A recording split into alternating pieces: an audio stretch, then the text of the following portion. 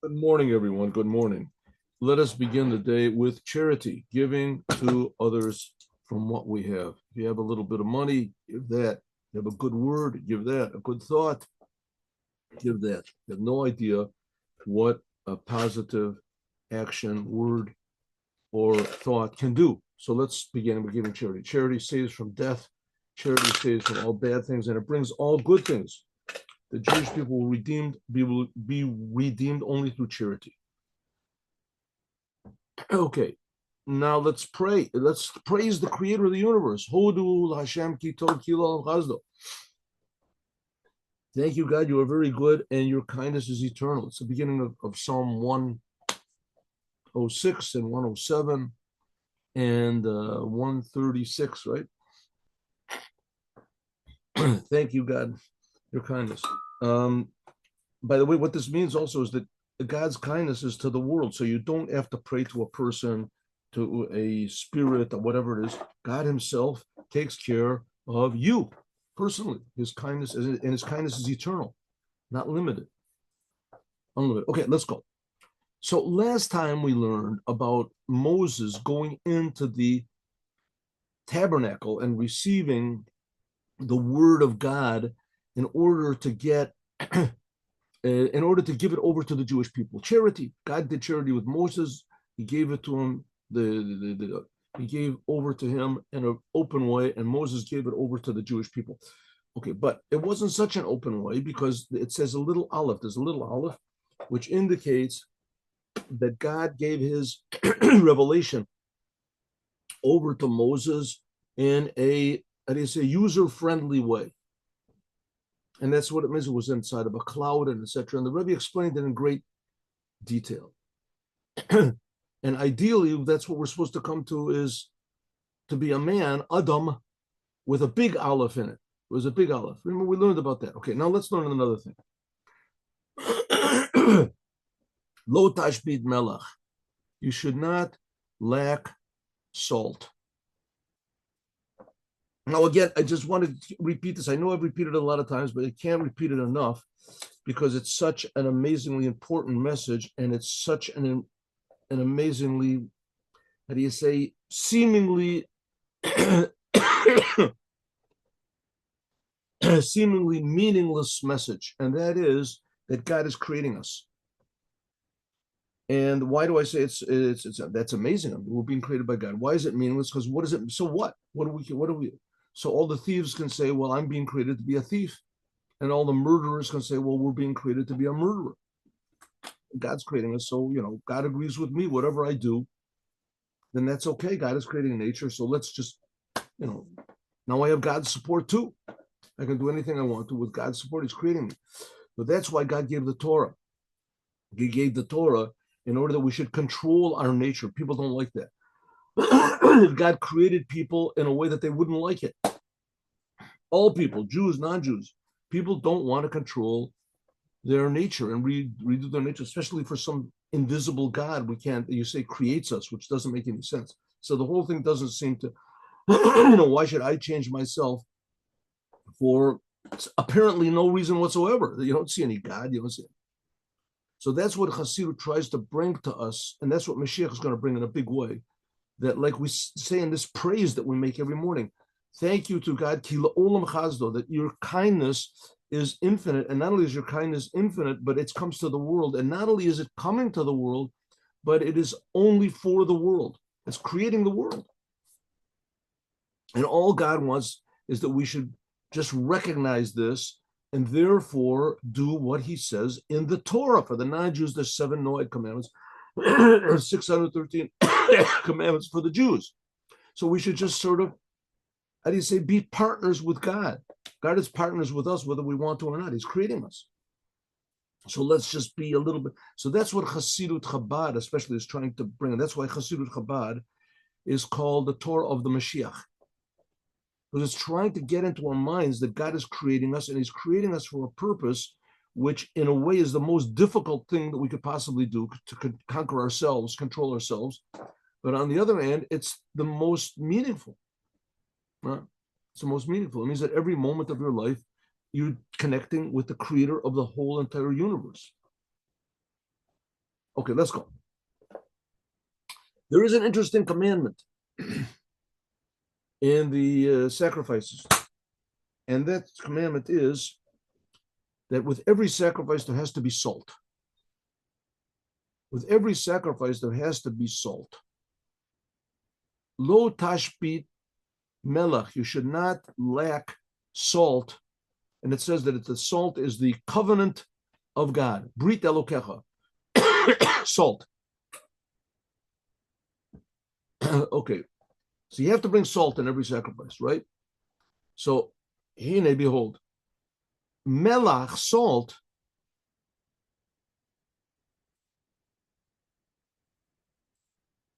what does salt do? Salt gives taste. Let's make this bigger. I can make it bigger.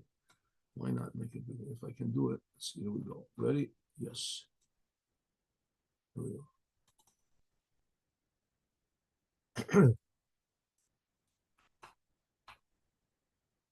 Salt. Salt makes everything bigger. What am I talking about?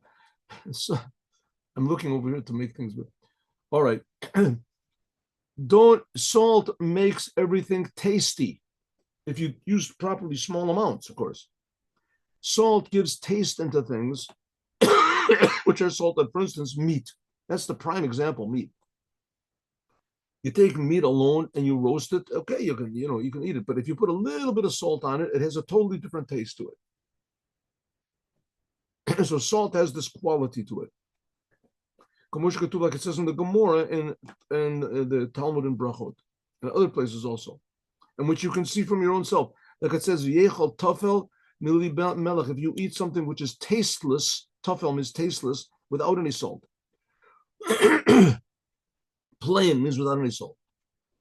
Shebeli melech, that without salt, the meat is tasteless. She'en bo tam, there's no taste. When you put the proper amount of salt on it, but melach, with salt, azai then nase abasar, then the meat becomes tasty. She'amelech memateket et abasar, the salt sweetens up the meat. Now, there's some people that like to eat meat raw also. There's some, according to the Torah, it's permissible. You can eat it raw. But nevertheless, salt is a thing that makes things tasty, something more tasty. We're not talking about putting on too much salt, but if you put a little bit of salt. Okay, now this is a bit strange that salt should do this, because salt itself, it doesn't got a taste. Salt is not got a taste. I mean, you can taste it. Put it on your tongue, you taste, but it's not an edible taste. Nevertheless, it brings a taste in the meat. So you take a small amount of salt and put it on your tongue, it doesn't taste good at all, right? But if you put that same small amount of salt on a meat, then suddenly it becomes tasty. The inyan, what's the explanation? Sheshorish melach, the source of salt. Now, in the Holy Temple, of course, they brought sacrifices, right? But we're not talking about bringing salt so the sacrifices will be tasty. There were a lot of sacrifices that were burnt up on the altar totally, and they weren't and they weren't eaten at all by anybody. And nevertheless, you had to bring salt with everyone. Okay. Shorish Amelech, the source of salt, is what's called gavura. It's called gavura. Now we're going to talk about this, what this means. 1 second.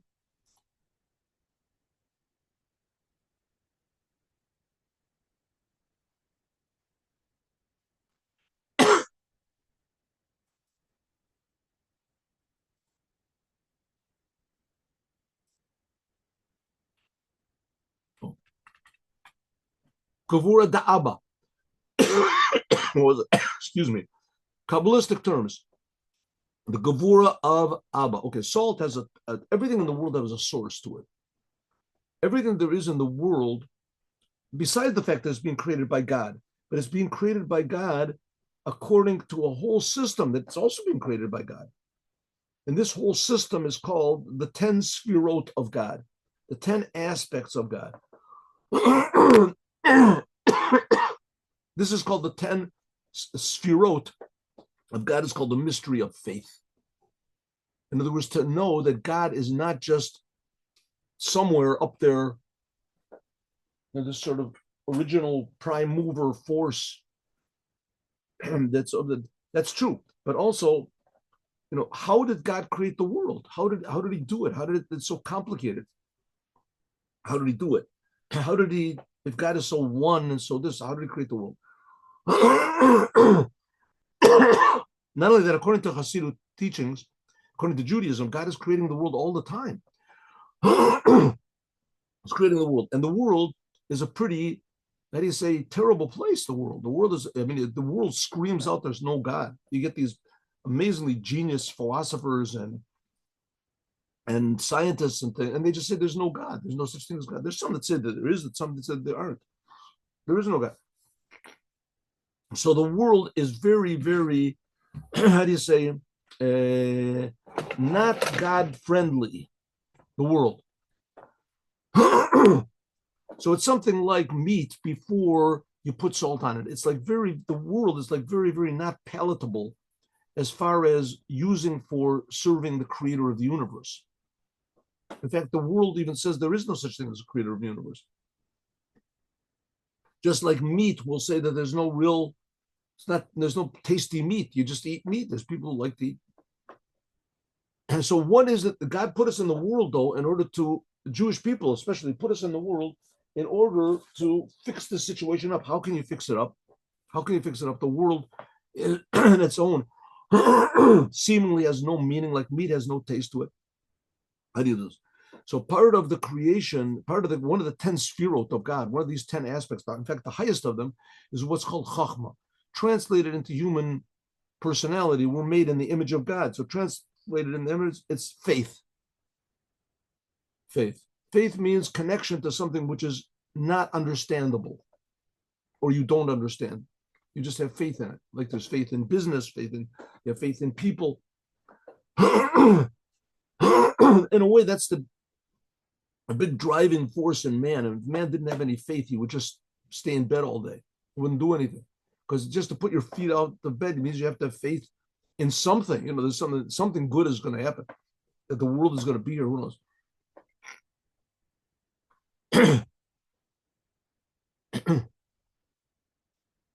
That's a very big point today. A very big point today that in a way the opposite of faith is depression, being depressed or afraid.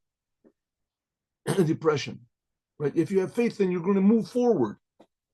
You have faith in the world. You have faith in yourself. You have faith in your friends. You have faith in the economy. You have faith that you're not being poisoned. You have the faith that you're not by your food, so you eat. If you don't have faith, then you can't move forward. You can't get anything done. Okay. In faith itself, there's what's called the gevuras of Abba. There's what's each one of the 10 sfirot is composed of the other 10. So gevura means power. So that's the power of faith in order to change things. And that's what is manifested in the salt. The salt manifests this ability to change things. Who told us on Mayim? Water, the salt comes from water. By means of the heat of the sun, that it evaporates the mayim, nase melech, it becomes salt. Salt, there's salty sea. The whole oceans are salty, strangely. Water is exactly the opposite. Water is representative. It comes from God's kindness. Without water, you can't live. Life is God's kindness. If you want to say, you can say like the salt is something corresponding to blood. We'll see in a moment. But salt is something much deeper than listen to this. And listen to this. The salt, this is what's called gevura. This is what's called God's power. If you want to say God's left arm, and water is God's right arm. Look, and therefore he charif. Therefore, salt is sharp. And salt amazingly comes from the water. Hine. Mavur, it is explained in Eitz Chaim. Eitz Chaim is a Kabbalistic book written by the pupil of Rabbi Yitzchak Luria. Sheba Gevurot, the Abba, in this aspect, we're talking about the changing force of Abba, faith. Nasa Chasidim becomes the kindness, becomes the life force, which is in Emo, that's Bina. It's something like a child, right? Chachma and Bina, the 10 Sfirot are Chachma is the top, and then Bina is below that, and then Dat. Those are the three intellectual aspects of the 10 Sfirot, which in the human being corresponds to your head. Your head, and your emotions are in your heart and your arms, that expression of your emotion. Okay, so that's the form of God. You want to call it the form of God. The only reason we have to get to this form of God is to know that God interacts with the world, that we have what to talk to, that God has a personality. God interacts with us. Okay, so from this, in order to make a child, you have to have a father and a mother. The mother grows the child. She provides, if you want, she provides the growth. But the father, he directs it. The father gives the seed. That's like the gavur. That's like the power that directs everything, where everything should go. Okay, so the salt, that's the manifestation. That's the power of salt to change things. That comes from this gavura of Abba. And the water to make things grow, that comes from what's called the chasadim, the kindness of Ema. Ema is Bina, that corresponds to like the first and the second letters of God's name. The first letter of God's name is a Yud, that's very small, that's like Gavura. And the Hey is big, that's that's Chesed. That's Ema, that's the mother, that's the Hey. Hey is expanded. Even though that by Chachma, this is considered to be severity, but when it comes down to the lower level, what does this mean? Let's take an example. You have a teacher. A teacher is a genius, and he has to teach children that are third grade. They take a genius college professor, and he's given to he has to teach children, third grade children. So what does he do? So he has all this knowledge. He can't give it to them, so he has to contract it. He talks to the children. He gives them samples. Tell me, do you understand what it means? A little bit of algebra? No. What about multiplication? You get that? No, that's too much. What about addition? So the teacher has to put his mind down. That's called contraction. That's like gavura. But when he does that, it comes to the pupils. The pupils are the receivers. That's like big kindness. Oh, the teacher taught us such wonderful things. It's just amazing. To them, it's a big kindness that that the teacher contracted his mind. The same thing with God. God, when he has to contract his oneness, as we just learned in the previous mimer, contracts it. By God is a tremendous contraction, but by us, that's what's creating us. Okay, so it comes out then that salt comes from a higher source than the water that it's in. Water is like kindness. That's like a lower level. And the gevura, that's God, so to speak, contracting or hiding whatever his life force to come into the world. But note it's known, shekol tamim, that all the tastes are drawn from chachma. Ki tamim hem b'shem ab. They're from ab. Okay. Shu chachma. And therefore, a melech source, this salt, sheshorsho, that also comes from this level of God's chachma, who anotein tam, it puts it puts tastes into things which are salted. Listen, there's a general principle that chachma in general refines things. What does it mean refines things? Let's say you have a big problem, right? You have a big problem. So who do you go to? You go to a person who's a genius. The genius can answer it. That's what they say there was. I read this somewhere. There was the famous Manhattan Project where they made the atomic bomb in America. So they got all these genius physicists together. And the genius physicists, but sometimes they would come to a big problem. And then they would go to among those geniuses, they were like super geniuses. And they said, this is what I read. I mean, you can unread it if you want to. And those super geniuses were like Niels Bohr was one of them. He was like super duper genius, right? And he was just, Einstein, I guess, was another one. And so they would ask these people and they would give the answer that nobody knew what it was. So that's what we're supposed to use in the world. The world is like a big problem. We're put into the world to fix it up. But we have to draw from our genius. And the genius, that's this aspect of Chachma. And especially the aspect of Gavura, the power of Chachma, the power, because Chachma is what's above understanding. So that's what genius is, to draw it into the world. Nevertheless, salt itself hasn't got any taste. Why? Because it's Gavuras to Abba. So let's go back to our example again, right? God, in order had to create the world, so he had to contract his oneness, or whatever you want to call it, articulate his oneness. So that's this aspect of Gavura. So by God, this is limiting down his life force very, very much. By God, it's, so to speak, it's taking away the taste, it's taking away the life. But by us, it's a big miracle. So that's like the salt. Salt in its source is very bitter, but when you bring it down onto something else, it can sweeten it up. Because it is from this level of Gavura, it hasn't got any taste. It's severe. It has no taste on itself. But in this Gavura of Abba, it becomes kindness for the worlds which are below it. This is how God, so to speak, articulates, brings himself, his essence, not himself, his essence into rays of godliness into the world to fix up the world. That's the Torah. That's the Torah. That's the wisdom in the Torah. That's why it gives taste to the meat. And also this is also the other idea of Chachma es berirut, like I just finished saying, that Chachma refines everything in the world. Genius refines everything in the world. Genius means what's above understanding. Right? Everybody understands this guy's a genius. He's above understanding. He brings down ideas, makes a new understanding.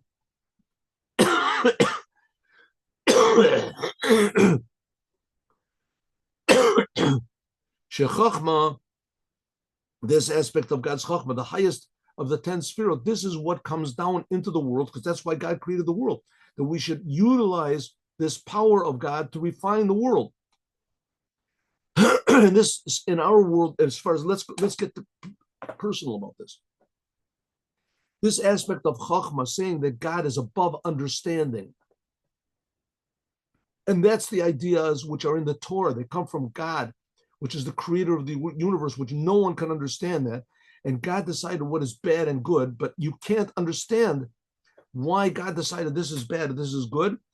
You have to have faith. That's Chachma. And with this Chachma, you can refine the world and divide between good and bad.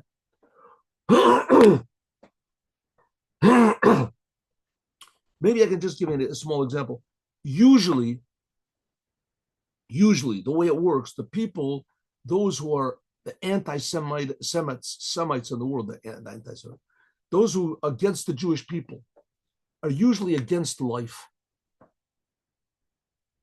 Right? I mean, take the terrible example, of course, the Nazis. The Nazis, they killed like 27 million Russians. When they attacked Russia, they just killed, that's a lot of people. Even one person is a lot. Right? Two people is understandable, right? 4 people, the guy becomes a serial murderer to kill 20 people. 27 million Russians, just Russians alone, they killed. They killed Finns and they killed everybody that they could. Right? By them, it was absolutely no problem. Destroying and bombing and killing people. People were like in Belgium. They looked up, they saw formations of planes. They didn't know what to look at, mommy. All of a sudden, bombs come out, killing innocent people. Why? Because by the Nazis, there was no good and there was no bad. There was no good and there was no bad. Whoever won was good. Whoever loses is bad. That's why by them. Is that really true? Well, if they would have won, it would have been true. The Torah comes to tell us what is good and bad, but good and bad is above understanding. It's above understanding. The example, of course, is the Nazis. They had the biggest philosophers and some of the biggest geniuses in the world. And they came to the conclusion from their philosophy and from their existential ideas, whatever, that you can just kill people, no problem. If he makes a bigger, so that's a force, and that's a force generally in the world, especially the Jews. They wanted to kill. Why? Because the Jews have, even whether they know it or not, they have the secret of absolute good and bad. that this world cannot be taken at face value. The world must be changed. That's why God created the world. How do you change the world? You have to have faith in the giver of the Torah. You have to have faith that these ideas are true. With that faith, it says, with the power of that faith, that's like salt. And the salt refines the world, which that's something like the meat. A person, that a person wants to separate food from pasolot. Right? Let's say you want to eat fish, and there's bones in the fish, right? So you have to separate the food from the bones. Or pasolot min ochel, take the bones out of the fish. Hari'en mehuto nimsa be'amitbarer. It's not that the person himself gets into the fish and he faces it, just that by means of him, that means of that person, he takes the bones out of the fish. Also, the Bureau shall Gavina, also, like another example, cheese. How do you make cheese? You take milk and you throw into the milk a little bit of rennet or something, and that all of a sudden makes it coagulate. The part that you want, the thick part, the cheese or the butter that comes out, minakum or may melech, that comes from the liquid or whatever, as nasa gavina comes cheese. By means of the ora keva, by means of the rennet. The rennet is like from the stomach acid. You can just throw in a little piece of stomach itself. All of a sudden you put into it, and all of a sudden things start coagulating. All of a sudden, that's called a birur. What is it, birur? It takes the thick from the thin, the good from the bad. The taste of this piece of stomach, or the rennet from the stomach, eno nimsa v'nirgash. You can't feel it or in the in the cheese after you eat it.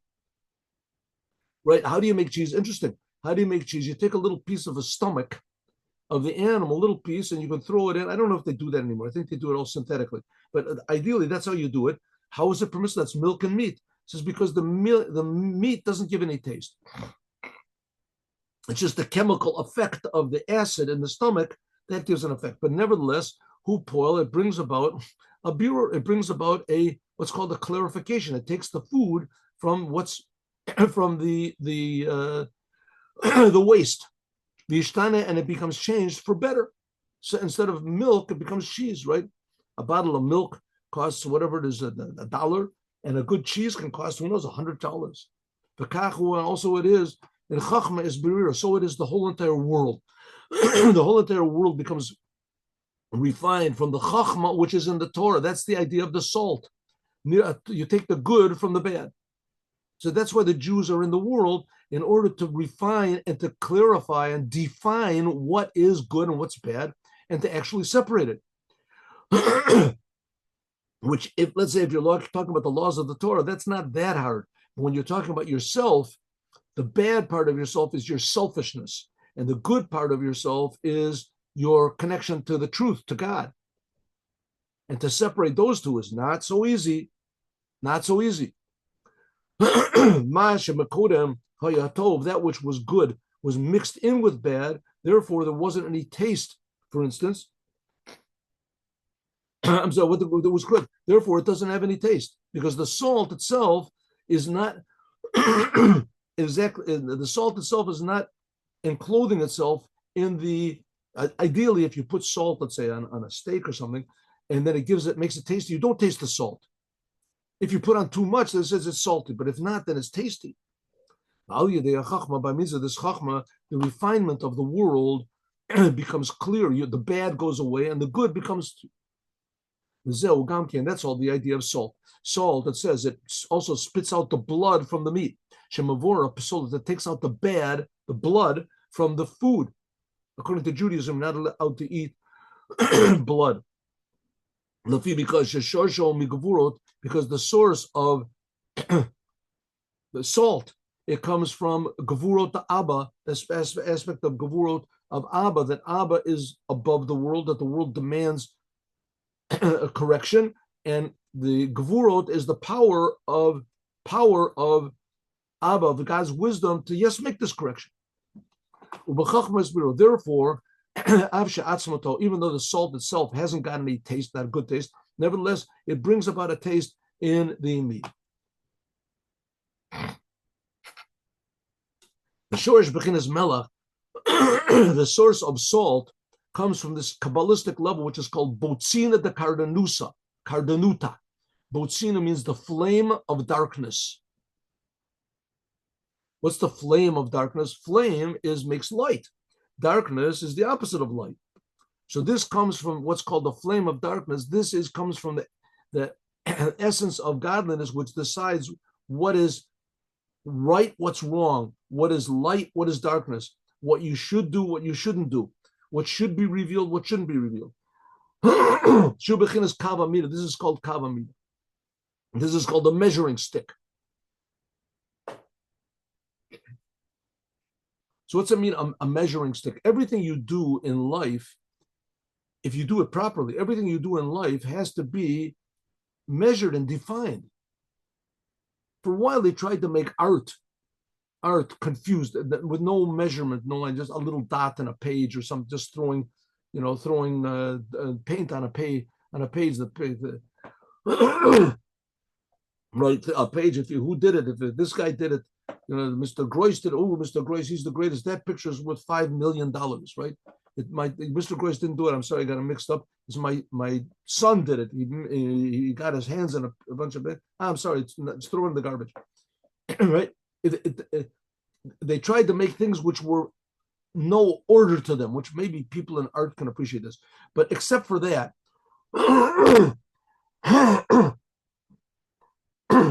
except for that, everything has to be measured. Everything has to have its where it should be and where it shouldn't be, right? Music, you can't play whatever you want to. Everybody has to play exactly the same thing when God created the world. So God created the world in a very measured way.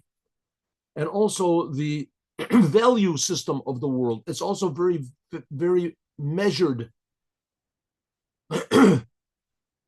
So there are some things which you have to rid yourself from, the desire to destroy, the desire to steal, the desire to lie, the desire to be licentious. These are only according to the Torah.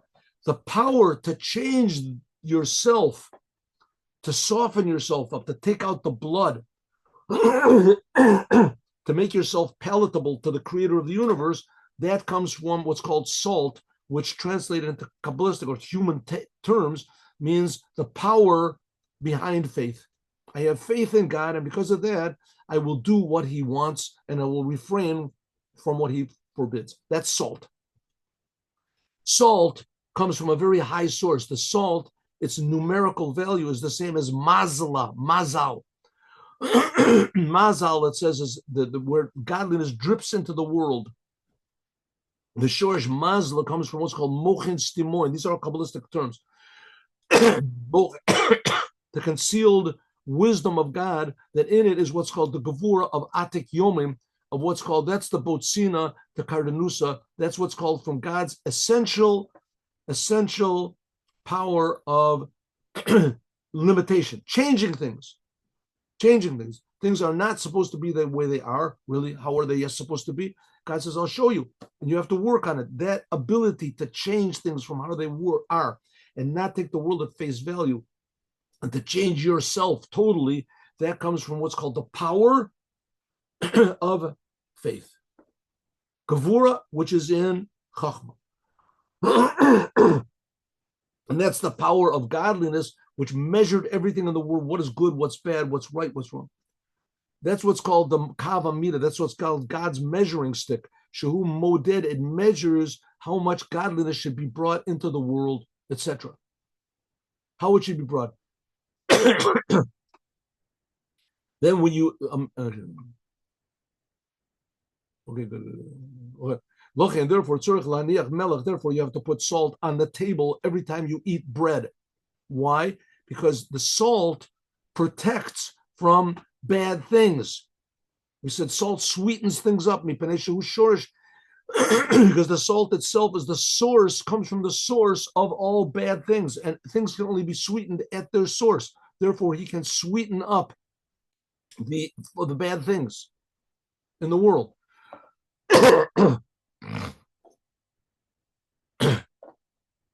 Like if you want to defeat your enemy, the best way to do it is to convince the leader of the enemy to stop making a war. Then all of a sudden you sweeten it at its source, then all of a sudden everything changes. Right? What if someone could have gone and convinced Hitler, not to kill people? Not to kill people. You'll be successful. You can be a successful painter or whatever you are, and you'll be happy instead of killing people. And he said, you know what? You got a good point. All of a sudden, that's it. No more people get killed. All the soldiers suddenly, now is a new order. You have to be nice to people. You have to be nice to people and go and help people, see what's wrong with people. And you have to heal the sick, and you have to give money to the poor. All of a sudden, all of the soldiers become the army of God, right? Just you have to sweeten it at its source. The same thing, all of the severity in the world in its source is very good. If we can just bring that down into the world, that's what salt does. Because the source of all the world is God's severity. He's creating a world. Okay, what has this got to do with us? It's the same thing also in the Torah. And then in the Torah, there is the Torah that we see, and there's the Talmud. But that all becomes like one big sort of religious ritual. What about the godliness that's in the Torah? What about the love, the kindness, the beauty, which is in every word, every idea of the Torah? Where do you see that? It says, well, therefore you have to put a little bit of salt on the Torah that you learn. And that's what's called Chachmat Kabbalah. In our case, it's Chassidut. It's also salt. Shehi ba'atzmo, this also, it's concealed. You can't understand the secrets of the Torah. You can't understand what it is in its source, but nevertheless, the salt, this is what gives taste into all the food. Also in bread, also in meat. So there's, like, for instance, there are these groups and whatever clubs or the systems which are called Kabbalah. So if it doesn't connect the person to Torah and the commandments, then it's just pure salt. If it's right, if these ideas are right, what they say. But pure salt is not a good thing. It's not, it's not that healthy even to take too much. But if you put the salt in a very small amount on meat or something else, then it makes it tasty. The same thing is the ideas of Kabbalah. They have to be measured out very, very exactly, but they have to be used with Torah and the commandments. If your Kabbalah, whatever it is, your Kabbalah center or whatever it is, it doesn't encourage you to do the Torah and the commandments, then it's misleading at best. So therefore, the whole thing of the Kabbalah, that's like salt, and that has to be, it gives taste. That all of the worlds of the superior, the spiritual worlds and the physical world, everything goes according to the secrets of the Torah. And the whole Torah is, every word of the Torah is according to the secrets. God is giving the Torah. Huh? Where does the Torah come from? From God. That's really weird. The whole entire Torah comes from God. Every word is being spoken by God right now. That's the biggest secret of all. The Torah is just a book in the library. Where do you see any secrets? There's no secrets in it. He says that's exactly the same thing. It's like meat without any salt on it. It's no taste. There's no taste to it. But you put a little tiny bit of salt. Cain also in a person that learns Torah, the salt, the inner, the secrets of the Torah, this gives a taste. Like it says, Kulam b'chachma asita. Okay, and if so, also in the sacrifices, it says you should not leave out salt. Because b'chachma et berira, because the sacrifices on their own are just animals. You're just killing animals. So there has to be salt to remind us that there's a big secret going on over here. HaKorban is the secret, the sacrifices, they are birur nefesh abamid. The whole idea of the sacrifices was to refine the animal soul of the whole world. You take an animal and you do exactly what God wants to with it. The nikra melech, and the salt, that's why salt, and it corresponds to the secrets of the Torah. Salt is what puts meaning, godliness, life. It changes the world. The salt is called Brit Elokecha. It's called the covenant with your God. A Brit, a covenant, this means attachment to the Creator with the creation, which is above understanding. That's what a Brit is. A Brit means an attachment which is above understanding, a covenant. If I make a covenant, a blood covenant with someone, it means that no matter what that person does, what that person says, we're always going to be friends. We have made a covenant. We have a covenant. That's why you make covenants. But you make a covenant to say that we're always going to be friends. But we don't have to have a covenant. We're always friends. Listen, things change. Sometimes people want to become enemies. We made a covenant. We always remember this moment, how we were genuinely as attached one to the other, as that moment is always what flashes up in our mind. And that leads us, that controls us, that guides us. That one moment of true, genuine partnership, that guides us through our life. That's why a man and a wife, ideally, they get married. It's supposed to be a covenant. They make a covenant. No matter what happens, they still love each other. So that's why divorce is such a terrible thing. It's allowed in Judaism, for sure. You can get divorced, but it says that it's not a good thing. Because it indicates that the covenant wasn't really permanent. It could be broken, which is not the case. The covenant between God and the Jewish people, it is permanent.